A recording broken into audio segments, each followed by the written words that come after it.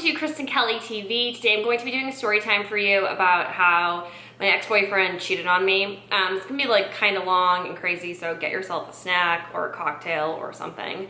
All right, let's get into it. I don't even know where to start. All right.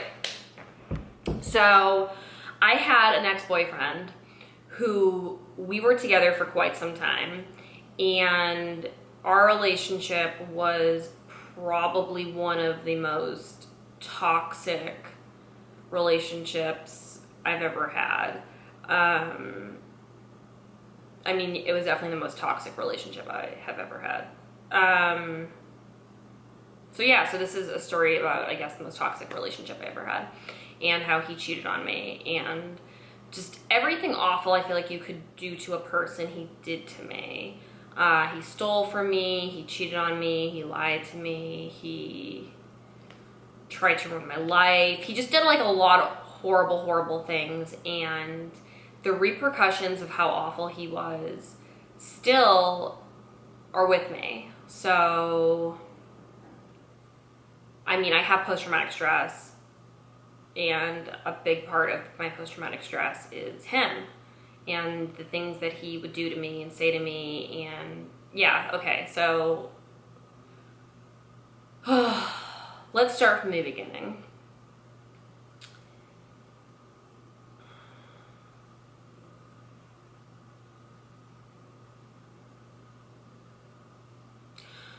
Oh my God. Okay, so I've talked about him before a little bit, and actually, okay, so all over the place. So before I was really doing YouTube, I didn't really do YouTube. I had a YouTube channel. It was my other YouTube channel, and I would quite infrequently post on it. I would just throw up little videos.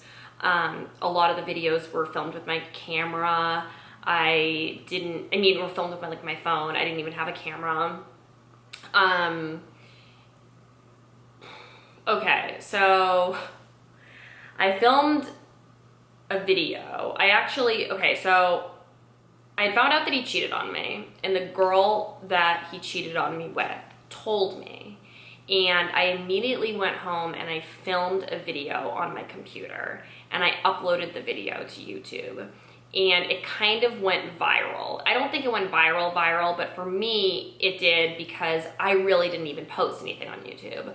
I just really felt like I wanted to get my story out. And when I posted it, and to this day, I got so many crazy comments from people, all like really disgusting comments, like, oh, I'm happy you were cheated on, like, you're like, just crazy stuff. Like, it was like all the trolls in the internet came out, like, I'm happy you were cheated on, you should go kill yourself. Like, anybody that like posts, a video of them crying or talking about their problems should be killed. And a lot of people thought it was fake for some reason. Like, a lot of people thought I was like fake crying, or that the story was fake because it was so crazy. And I ended up taking it down. I don't know if I will ever repost that video. If I do, I'll let you guys know. It's on that YouTube channel, and I have it as private.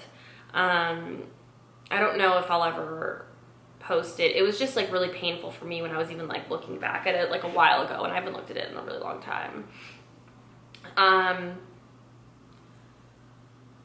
Okay, so my ex-boyfriend and I started dating, and he was really beautiful, and I was young. I was in my probably like mid-20s, and the boyfriend before that I was really in love with. And when he broke up with me, it was really sudden. I was flying back from LAX, and he said on the phone, I don't know, man, I just don't think I want anything to do with you. And literally said it like that. He's like, oh, I don't know, man, I don't think I want anything to do with you. And it really broke my heart. And I was really searching for myself at that time. And I also was unhappy, I think, in my life. And after that breakup, I really didn't like date anybody. And then my ex-boyfriend and I started dating. And it's stupid because when I think about him, I think about how much energy and time and money and how much of my life was wasted on him, because he does not deserve any of that. He is just a stupid person and really like unworthy of my love, unworthy of my attention, really unworthy of this video even, you know, just like a really unworthy human being. And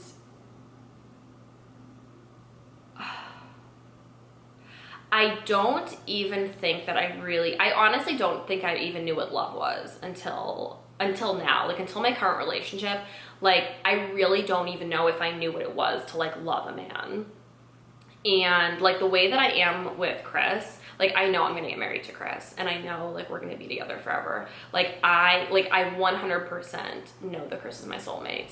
And when I look at him and the way that I feel about him is so massively different than any other relationship, it makes me know that I really at that time did not even love that boyfriend. So he was just crazy. Like, he was abusive. He was an alcoholic. He was really manipulative and would make up really insane lies to people. Like, he told his work one day he was drunk and he was climbing a fence. Like, it was like after work. It was like nighttime. He was drunk, climbing a fence, and scratched up his face and stuff. And then he went to work and he told them that him and I got into a fight and that I was the one who scratched his face. Instead of just telling them like, oh, I was drunk and I fell. Like, he would just do and say really crazy stuff. One day he was talking to my neighbor, and he was just like talking shit about me to my neighbor. Like, just like to the point that I don't even remember what he was saying, but the neighbor was like, yeah, I ran into your boyfriend and he was like saying really like not flattering things about you. Like, he was just like, it was like an isolation tactic to keep me from like making friends with other people. And he would break into my apartment, and he was really awful. Like, he was really like an awful person. And when I was trying to like get away from the relationship, it was just unbelievable. Like, he was stalking me.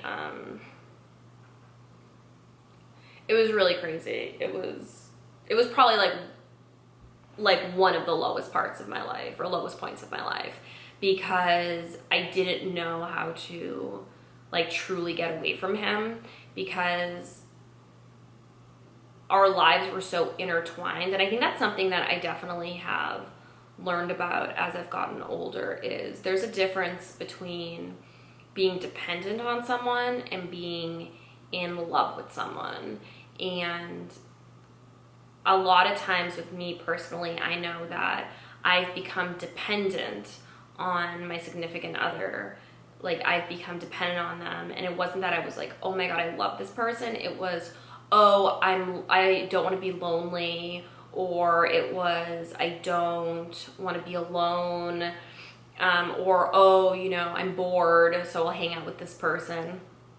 It wasn't like, you know, that I even truly really wanted to be with that person.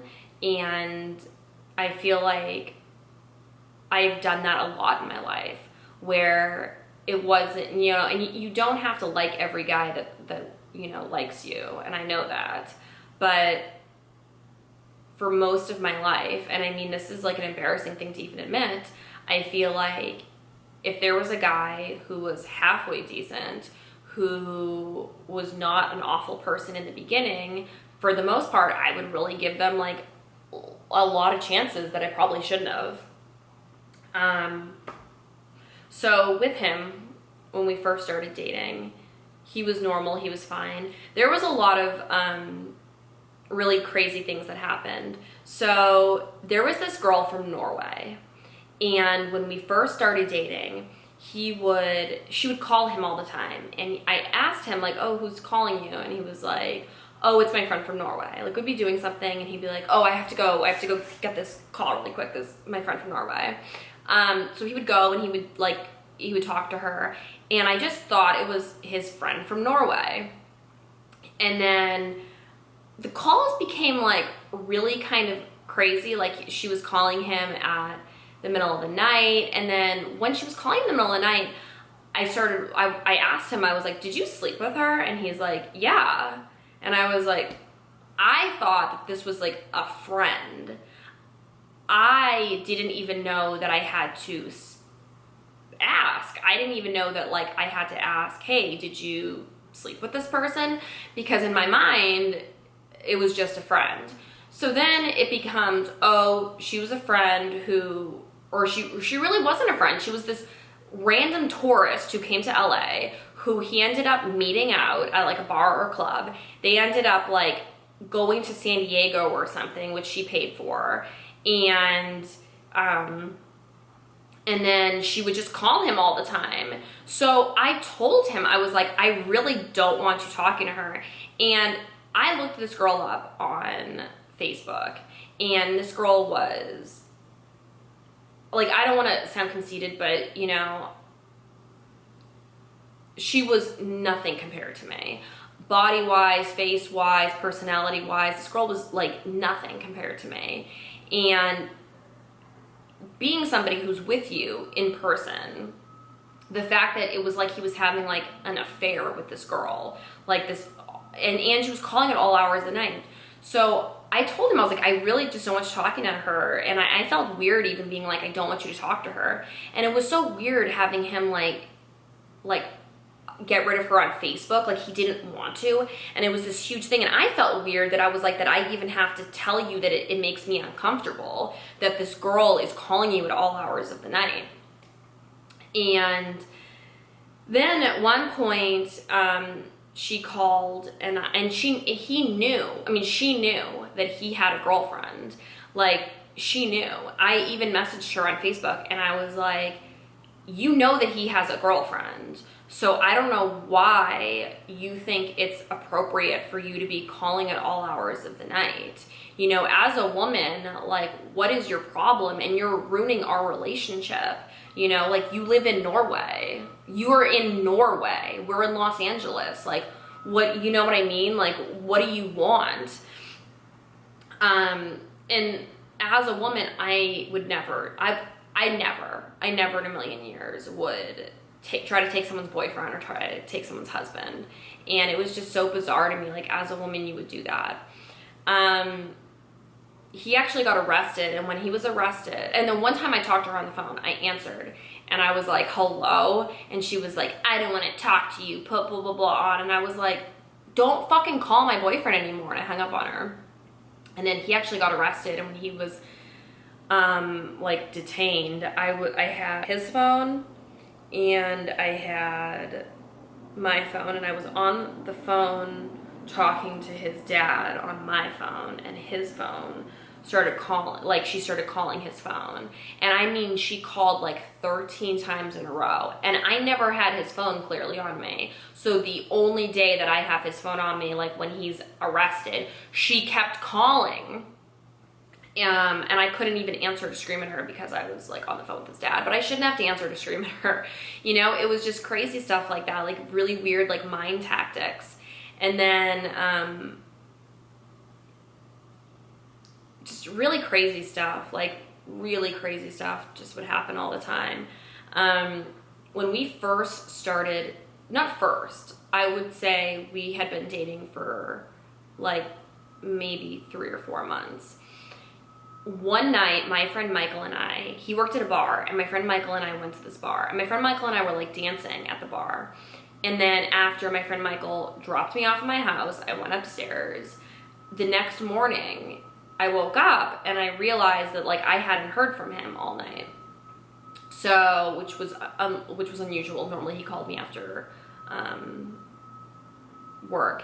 And then he's like, oh, I'm coming. I'm like leaving my house right now. I'm coming to your house. And he came to my house, and it seemed like he hadn't been to sleep, and it seemed like he was drunk still, which he worked at a bar, so that wasn't super unnormal. And I later found out that he had cheated on me that night. So he cheated on me, and then he came to my house. So I wouldn't have thought that he had cheated on me. I wouldn't have known anything. And then this one night we were drinking, and we were like we were in the cab or the Uber back to my house, and out of nowhere he said, oh, well, I can bang 21-year-olds, or I can bang two 21-year-olds. Something like about banging 21-year-olds. He's like, well, I could bang two 21-year-olds. And I forget exactly what he said, but he said something about like banging 21-year-olds, or like something about like I've banged 21-year-olds, something about it. And like, but he was really drunk. But it was something about, I forget exactly what he said. He said something in the realm of, it made me think that he had had sex with a 21-year-old. Like, it was just it was a very weird statement. Like, it was a very specific statement. And note, at that time, I was only a few years older than 21. I wasn't like, you know, I mean, I think maybe I was like 25. I don't even know. But I just remember it was like, it was weird enough to where when we were sober the next day, I asked him, I was like, what did you mean by this? And he was like, oh, nothing, I was just being drunk. But it stuck in me, and I knew that something wasn't right. So I repeatedly had asked him like a few different times, like, well, what was that about? What was that comment about the 21-year-olds? Like, you know, do you want to have sex with a 21-year-old? Are you like what's going on? And, you know, he acted like I was crazy, and I said and I took something that he said drunk out of, like, just, that I was just blowing it up. So a while later, I was at his work, and this girl came up to me and started talking to me, and I was like, oh my God, like, this girl is like so friendly, so nice. And he walked over, and when he walked over and he saw me talking to her, he did this like face where he was like this kind of like rattled face where he was like he knew her. And I was like, oh my God, do you know her? Blah, blah, blah. And he was like, no. But it was weird that he would say that he didn't know her when the way that he acted, you know what I mean? Like, he acted kind of like, but then, and I knew, as soon as that happened, I knew that there was something off. But at the same time, I didn't know. So that night, that girl, myself, my roommate, we all went back to my house. My roommate and that girl ended up staying up late. I think they may have been doing drugs. I really don't know. I went to sleep. But my boyfriend, he was at my house too. And he was like, oh, I'm going to hang out with them downstairs. Later on, I found out that she told me that she tried to have sex with him that night. But he told me that they had sex that night in my house while I was sleeping upstairs in my room. But I really don't know like what to believe. I just believe the worst, I guess. Later on, so after we'd broken up, that girl and I, we were at this bar, and he was texting me and texting me. And he was texting me, I love you. I want to have a baby with you. I want to get married to you. I want to have a baby with you. I want to have a baby with you. I want to get married to you. Our babies would be so beautiful. Like, we're so perfect for each other. Like, I love you so much. And he kept texting me. And my phone was on the table, and she was looking at the phone. And then she was like, Kristen, I need to tell you something. And I was like, what? And she said, I slept with, and said his name. And it was kind of like, and she was like chain smoking, as she told me. And it was kind of like this was like happening, because I couldn't believe it. Like, it was almost like all of these things kind of fell into place. And then she told me, like, when we had first started, like before I had met her, that she always used to go into his bar, and that he had said to her before I had met her, like, oh, I met this girl talking about me, and she's really good for my career, saying that I was good for his career, and I had a fan base, and that, like, just talking about how I was good for his career, and all this stuff. So I had, it was stuff that, like, I don't think that she would have known unless he told her. So she told me that, and then she told me that that night from before, like, they had had sex. And I became, like, obsessed with it, because after that, him and I started talking again, and he told me that they didn't have sex. And I became, it's weird because I knew that they had sex. I knew that he cheated on me. But at the same time, I wanted to believe that she was spiteful. I wanted to believe that she was crazy, and that she, like, really never had sex with my boyfriend, and that she was making it all up. Like, I wanted to believe that. And when he would tell me, oh, she's crazy and you're crazy for believing her, and I never had sex with her, I wanted to believe him so badly that I convinced myself. But at the same time, I knew it wasn't real. So I really became crazy. The definition of insanity is doing the same thing and expecting a different outcome. I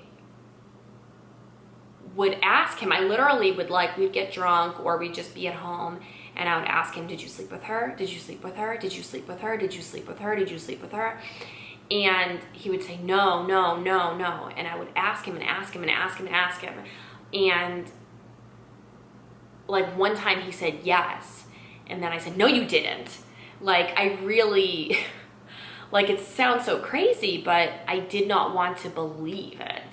I did not want to believe it with, like, every grain of my body, because it would mean I was stupid. It would mean all of these things, you know, all of these signs and all of these things. I didn't listen to myself. And, like, I would call her and I would ask her, like, details. Like that's gonna do anything, you know? And I just, it really emotionally fucked with me. It really did. Because I didn't want to believe it. And it really made it so that I'm super untrusting. And even my boyfriend, when my boyfriend will introduce me to a girl that is just a friend, I immediately will say, did you sleep with her? And I don't even have to do it. Like, literally, he'll introduce me to a girl now, and I'll just look at him, and he'll go, no, baby, I didn't sleep with her. Or I'll go, no, baby. And it's like, I'm so, like, messed up from that relationship that I need constant reassurance. Like, I need constant reassurance that I'm not being lied to, or I'm not being messed with, or, you know. And it's like, the worst is when you know your feelings are validated and someone's like, no, you're crazy. Like, you know they're cheating on you, but they're like, no, you're crazy, you're crazy, you're crazy. So you start thinking, like, wow, I'm crazy, or why am I not trusting, or this person hasn't done anything to me, where it's like, really, you should listen to your gut. It messed with me so much that, like, sometimes in relationships now, even when I'm getting the truth, I wonder, is this really the truth? Or I feel like I have to ask the same question multiple times, because I think maybe I'll trip him up, you know, and maybe I'll get the real answer, when it's like, I should just accept the first answer. But when you've been messed with so much, like, the first answer doesn't seem real, because you're so used to men lying to you, or you're so used to being manipulated. And that's something about Chris, is that, like, he does not lie to me, like, at all. Like, he will tell me the truth 100%. And I I really like admire that about him. Even if it's like something that, you know, somebody else like really wouldn't be proud about, he does not lie to me. And I need that so desperately, because when you're lied to so much, it really does mentally, it really is mental abuse, because it makes you question yourself. It makes you question your sanity. It makes you question everything. Yeah, so that I kind of went on for a while. All right, I hope you guys like this video. I will talk to you later. Bye.